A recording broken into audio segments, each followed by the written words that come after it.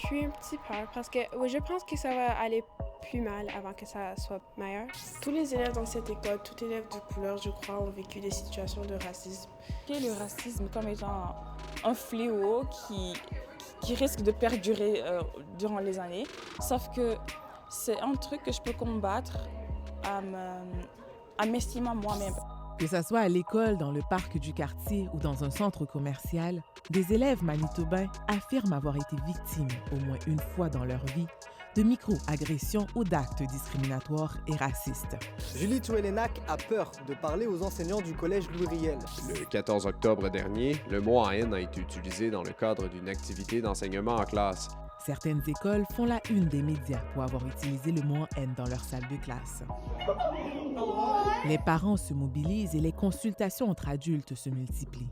Mais où sont ces jeunes concernés, ceux qui s'impliquent pour un meilleur avenir sans racisme et discrimination? Dans les collèges Luriel, Jeanne Sauvé et Béliveau, ces élèves de la 9e à la 12e année s'engagent dans les comités pour lutter contre le racisme et prôner l'inclusion et la diversité dans les écoles. Ils ont eux aussi des choses à nous apprendre. Sur un trottoir près de l'école, puis il y avait une dame plus vieille et elle avait l'air comme très peur, puis elle est comme partie en courant.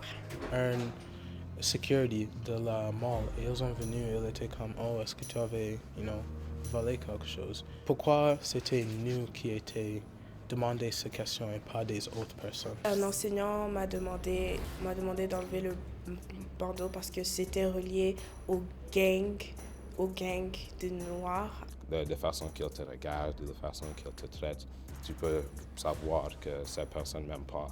C'est difficile de savoir pourquoi, mais tu peux penser que c'est « oh, je suis différent de cette personne en termes de couleur de peau ». Même si ce n'est pas une expérience qu'on a vécue ou qu'on comprend, leurs émotions sont vraies, leur vécu est vrai. Ça blesse, puis après, tu te sens séparé, t'as honte, surtout devant toute la classe. Je sens pas bien, je sens comme je veux pas être où je suis.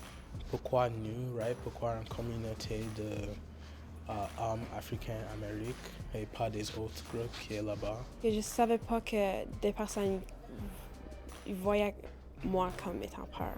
Ça m'a vraiment choquée que même en tant que jeune, j'avais peut-être 12 ans, un adulte peut avoir des préjugés comme ça envers des enfants. Ces stéréotypes et le racisme et les microagressions nous mettent dans une boîte. Je pense que c'est de leur rassurer que on est en train d'entendre, on écoute. Mais peut-être quelles sont certaines conversations qu'on devrait avoir? Il faut savoir ce qu'on dit et le raisonnement derrière ces mots-là et comment ça peut affecter quelqu'un. Les personnes qui juste veulent faire une blind eye à des choses racistes, je pense pas que le pouvoir qu'ils ont, il fait quelque chose avec ça. Pour moi, mes prochaines étapes sont juste encore de toujours parler avec les gens, toujours être prêt à avoir des conversations. Je veux toujours être l'ami de quelqu'un, je déteste personne. C'est vraiment juste avec l'éducation et en parlant, ayant ces sortes de discussions, que ce soit à l'école, en famille, entre amis, et de prendre conscience de ces problèmes.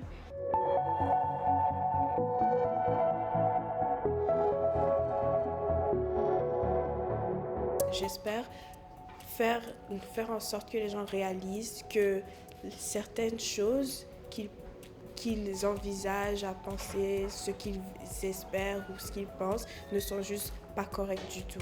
Pour changer ça, il faut en parler parce que sinon, rien ne va changer.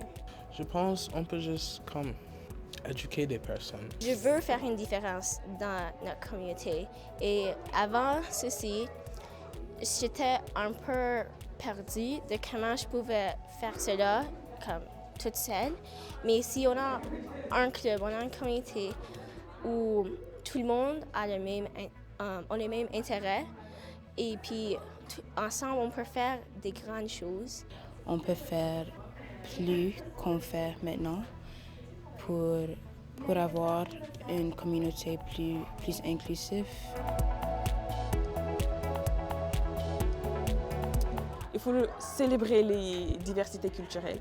C'est en les célébrant, c'est en montrant les points de vue positifs, en encourageant tout le monde à célébrer, à se partager en fait, des connaissances internationales. Et les changements commencent par les mentalités. C'est ce qui est plus difficile à faire, mais c'est ce qu'il faut faire sur le long terme et dans la durabilité.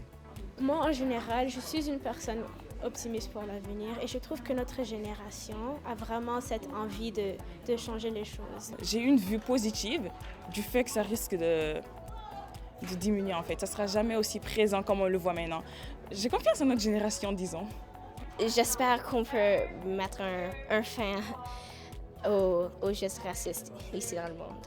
Je pense que toujours prendre la route d'être gentil est meilleur que rien.